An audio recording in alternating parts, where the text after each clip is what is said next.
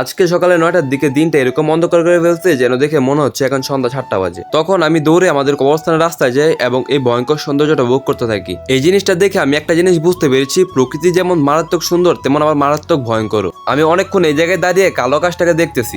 একদিকে প্রকৃতি দেখে অনেক এনজয় করতেছে, আরেকদিকে ভয় লাগতেছে যদি বিদ্যুৎ চমকে ঠাড়া পড়ে। তাই আমি এই ভয়ে এখান থেকে চলে যাই রাস্তায়। এতক্ষণ খোলা আকাশের নিচে দাঁড়িয়ে কিছুই টের পাইনি। যখন রাস্তায় আসলাম তখন টের পেলাম দিনটা যে অনেক ভয়ঙ্কর ভাবে অন্ধকার হয়ে আছে। আমার সামনে আমি কিছুই দেখতে পাচ্ছি না, সব কালো অন্ধকার হয়ে রয়েছে। আমার সামনে মানুষদেরকেও আমি ভালোভাবে দেখতে পাচ্ছি না। আমি অপেক্ষা করতেছিলাম কখন বৃষ্টি আসবে। একটু পরেই শুরু হলো ভয়ঙ্কর ভাবে বৃষ্টি নামা। আমি আমাদের পুরো গ্রামটা ঘুরে ঘুরে দেখতেছি এই বৃষ্টির মধ্যে। এরকম বৃষ্টিতে ভিজতে আমার ছোট থেকে ভালো লাগে। আর যখন ছোট ছিলাম তখন অপেক্ষা করতাম কখন ঝড় তুফান আসবে আর কখন গিয়ে আম কুড়াবো। অনেকক্ষণ বৃষ্টি হওয়ার পর আমাদের গ্রামের অনেক জায়গায় বৃষ্টির পানি জমে গেছে।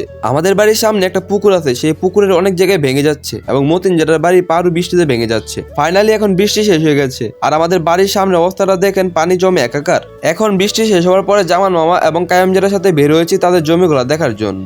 এই বৃষ্টি এবং ঝড় তুফানের মধ্যে তাদের জমির কোনো ক্ষয়ক্ষতি হয়েছে কিনা সেগুলো দেখার জন্য বের হয়েছি।